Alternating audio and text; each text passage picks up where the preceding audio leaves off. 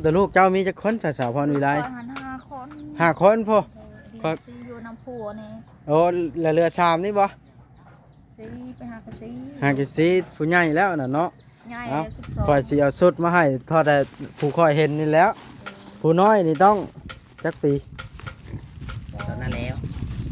1 ปี52 ปีผู้น้อยนี่ผู้น้อยอันนี้ผู้นั้นเด้ผู้อยู่สวนนี่เนาะ3 ปี54 ปีนี่อันนี้3 ปี54 ปีคือกันอันนี้ก็มันทอกันได้เนาะเอาไว้ให้ลูกเด้อและถุงอันนี้มียาปลาปลากระป๋องแล้วกับแป้งนัวอันเด้เอาไว้เด้ออันนี้ค่อยสิเอาไปให้ ขอบคุณท่านบ่ ครอบครัวนั้นเด้อ ฝันยัน ครอบครัวเชปนอันนี้เนาะฮะนี่เด้น้อง ใจละลาย โดยปลากระป๋องแล้วก็แป้งนัวมีแล้วก็เสื้อกันหนาวอันเด้ค่อยเห็นแล้วโดยค่อยเห็นสภาพแล้วค่อยรู้สึกสงสารเนาะก็ง่ายมาแต่ไก่เนาะเซโปน โทรศัพท์เรามีบ่ได้โทร ต่อ ไม่ติดต่อกับพ่อแม่ซ้ พ่อแม่ฮู้อยู่บ่สาวว่าเจ้ามาอยู่พี่ ผู้และบ่มีโทรศัพท์ ำกู้อยู่แต่กี้แต่ว่าตอนนี้นี่ขาดการติดต่อกันนะความหมาย เบิ่งวันอยู่วันเช้าค่อยก็อุกใจแล้วเนาะเวลาฝนตกมาเดือน5เดือน6 มันถูกสุดๆ สิคิดสภาพแบบใดพอลูกแพทย์ อยู่บ่ได้นะ เนาะ ได้ใช้เข่าซะเออ อันนี้ก็เป็นของอ้ายสมประดิษฐ์อยู่อเมริกาชุดกันหนาวนี่มีส่งมีเสื้อแล้วก็ธงตีนนี่เด้ส่งเท้าหั่นละใส่นอนใส่ไปเล่นบุญก็ได้ฮะเด้ อืม มันเป็นชุดเด้จัดแล้วก็อันนี้เป็นของเอ้ยจูลี่ ถุงยางซี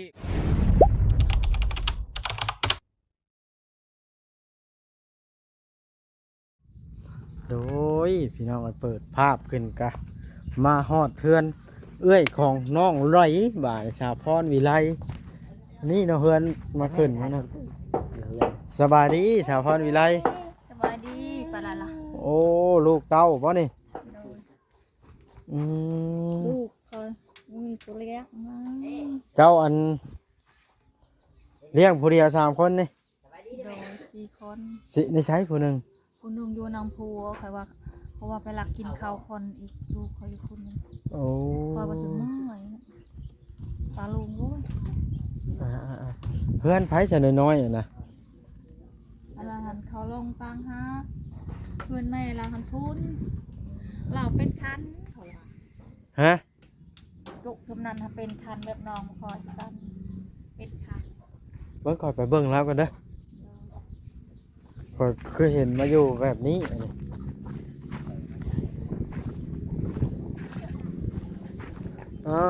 แต่ก็ว่ามาอยู่แบบนี้เนี่ยวางครัวอยู่ครัวกินอยู่นี่สบายดีเนาะอ้าวคือเป็นแนวนี้บ่านะ เป็นอะไรคือได้มาอยู่แบบนี้อันนี้ มีคนอยู่แบบนี้ บ่มีเพื่อนอยู่ โดย ก็อยู่กับไผอันนี้ เมื่อผัว ลูกเด้มีบ่ เมนตายแล้วคนหนึ่งคือคุณบ้านหอม แล้วมาแต่ใช้เจ้าน่ะ บ้านหอมเมืองสะโปน อยู่เซโปนพุทธ โดย โอ้มาอยู่กับผัวเชื่อ โดย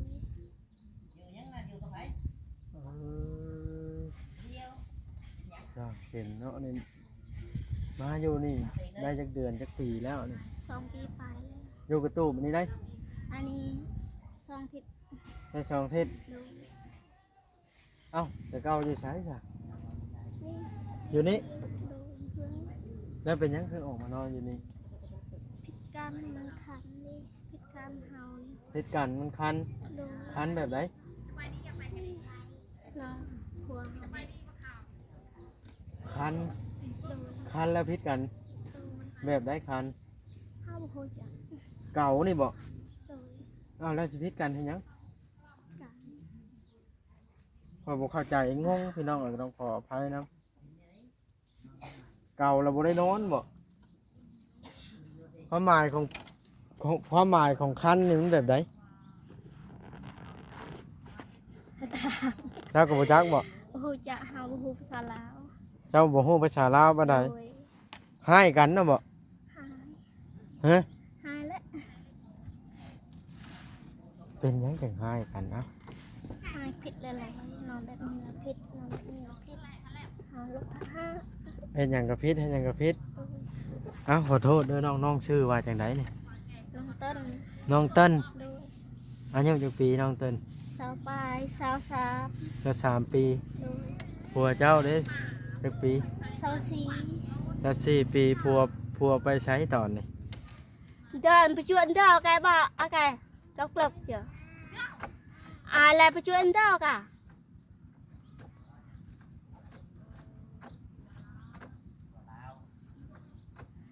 độc lực chưa họลืมแล้วเนาะ อ๋ออยู่เฮือนติดกันถ้าพรวิไลได้เฮือนใหม่เนาะ ดู เจ้าก็อยากได้คือลาใช่บ่ ดู อยากได้แบบนั้นบ่เจ้าก็ฮะ ยัง เจ้าอยากได้เฮือนแบบนั้นบ่ อยากได้บ่มีเฮือนได้ ผมมีเฮือนอยู่ โดย เออ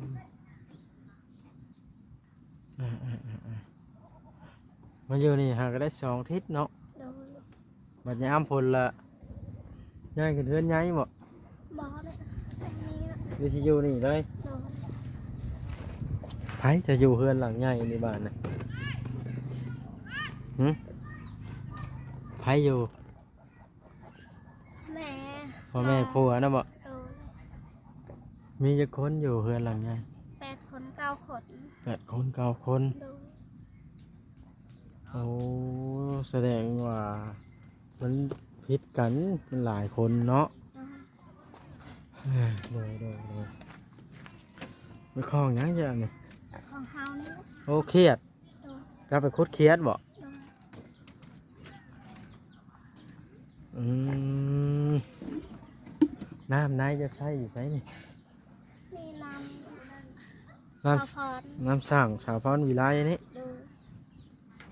อืม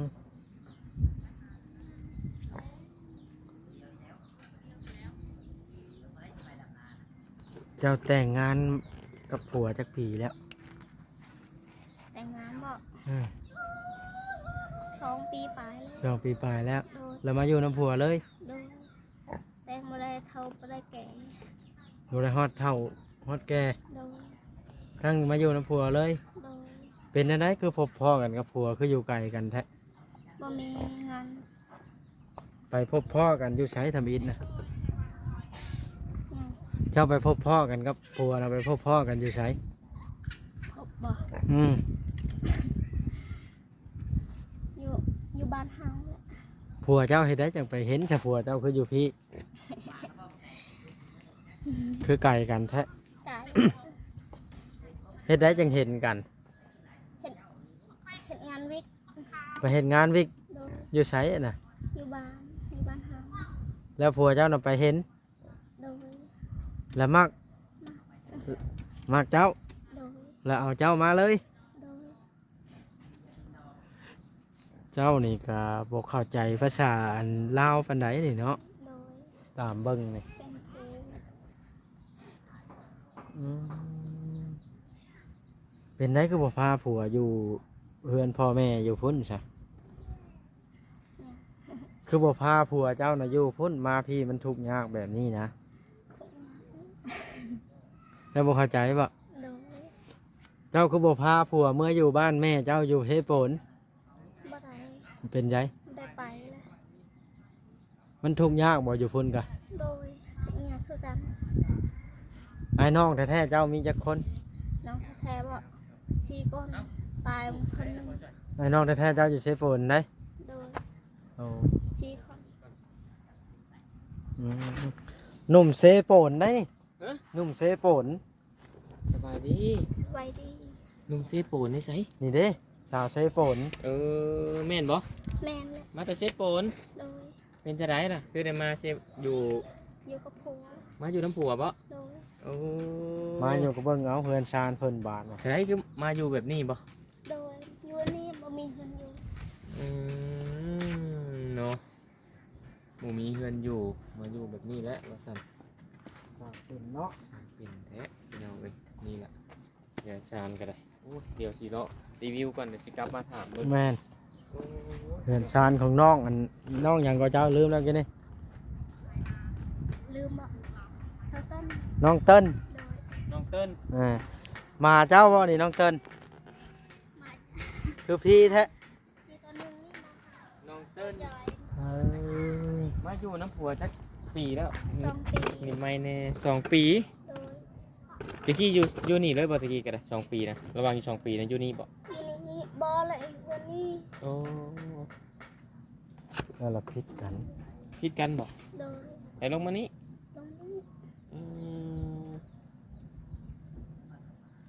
น้ำกินบ่นี่ อ๋อนี่น้ำกินนี่น้ำใส นี่น้ำใส่ตัวนี้น้ำกิน โดย น้ำกินแล้วใส่กระตุกแดงนี่ อันนี้กระตุกชาวพ่อในไฮเฮา ลูกสาวพรวิไลแบ่งปัน โดย อืมเนาะพี่น้องนี่กินข้าวกับหยังมื้อนี้ลวกผักนี่บ่ ผักนี่แหละผักกาด ลวกผักกาดกับ แจ่ว แจ่ว เขีย บ่ ด แจง นี่ได้เขียดนี่เอาลูกฮะ เขียดพี่น้องเลยเนาะ โดย ลวก น้อง ผักกับแจ่ว เติ้น ขียด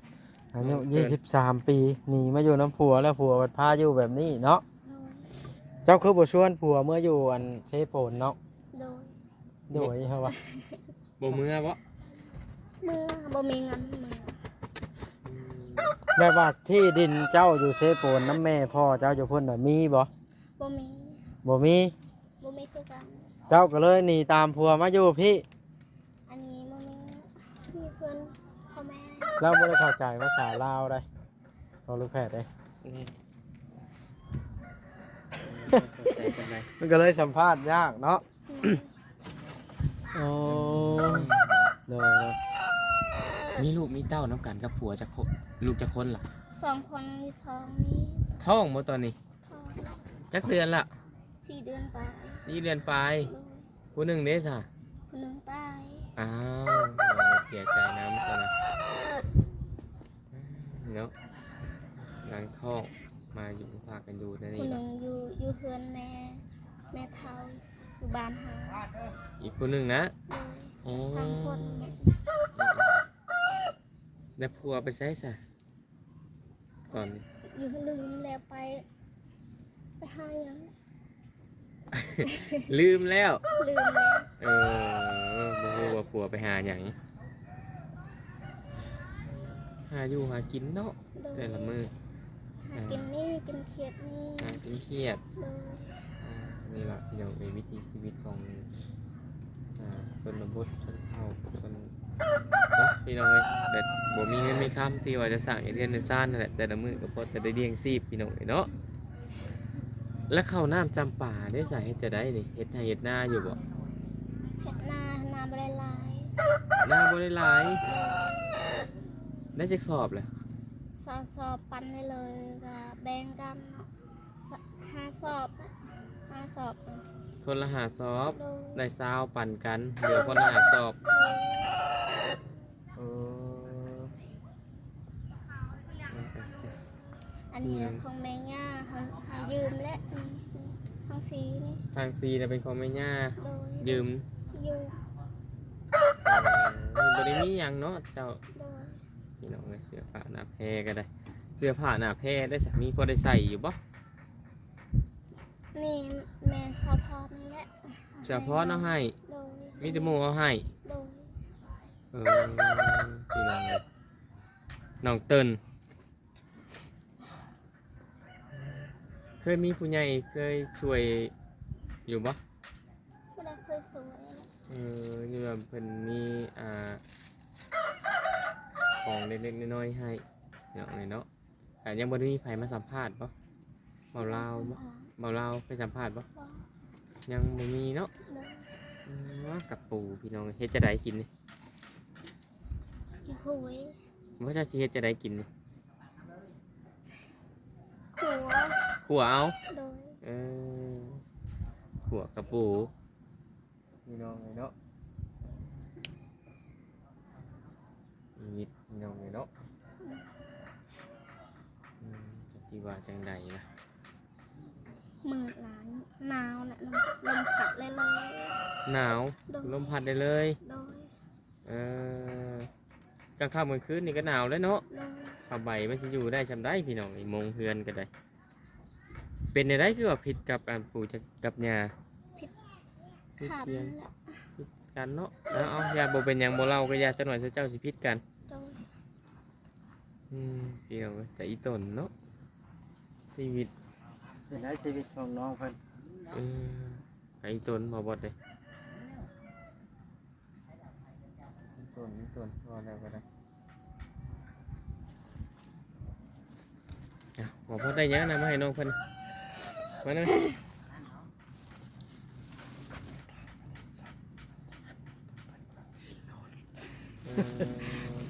เอ้าสัมภาษณ์น้องเพิ่นไปฮอดชายแล้ว ข่าวเรื่องเล่าวนั่นแหละมันมาอยู่กับลูกกับผัว2 ปีลำบากพอสมควรเด้พี่น้องเนาะบ่คิดสิไปหาเงินเอ้าเครียด แล้วอันให้หน้าตะกร้าเด้เฮ็ดน้ำไผ น้ำกาบ่น้ำหน้าบ่อยู่แม่นี่ เป็นน้ำยา ตะกี้เนาะ ได้ข่าวจ้าสอบเดี๋ยวปันกันคนละ5 ซอบปันกัน แม่นบ่น้อง โดย หลายคนบอกเดือเท่าไหร่ปันเพื่อนคนนี้เดือหาคนละ5 ซอบเอ้ยเนาะ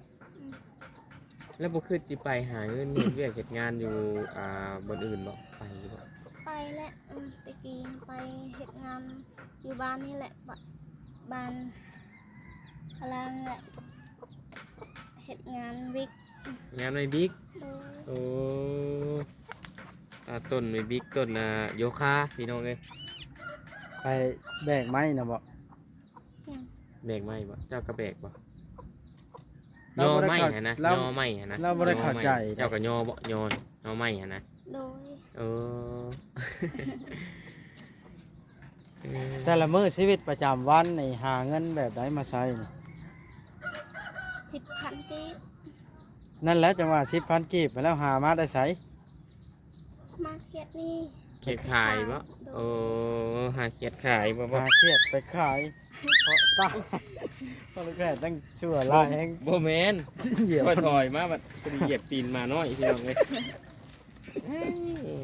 บ่แต่นยืน แม่น หนุกแล้วบ่มีนี่ ฮะ เบิ่งดูหนุกแล้วบ่มี ฮะ นก โดย นกในไสบ่บอด น้องไม่ใช่น้อง เราบ่เขาบ่เข้าใจเราปานใด ฮะ เราซี่มานี่นก ไผนะบ่ โดย ไข่นกบ่หรือว่านก นี่แบบนี้นี่ปักแบบนี้นะเล็ก เคียง ๆโดย โอ้เด็ก เคียงอันข้างหม้อนึ่งข้างหม้อ บ่มีเราเว้านะ แล้วเอิ้นว่านก นก โดย เคียงบ่มีเราใส่อันนี้เอาดิน3 ก้อน โดย ความบ่มีพี่น้องเอ้ยเนาะต้องใช้ชีวิตลำบากยังมีคนลำบากกว่า เอาค่อยสิได้จบคลิปลงแล้วเด้อน้องเด้อ โดย จะพาจบนะบ่บอด จังใดก็สู้ๆเด้อ โดย น้องเด้อ โดย ไอ้ก็บ่มีหยังมากมายได้ซำนี้แล้วไอ้ก็เนาะ แม่นให้น้องเพิ่น สบายดีน้อง สวัสดี เออ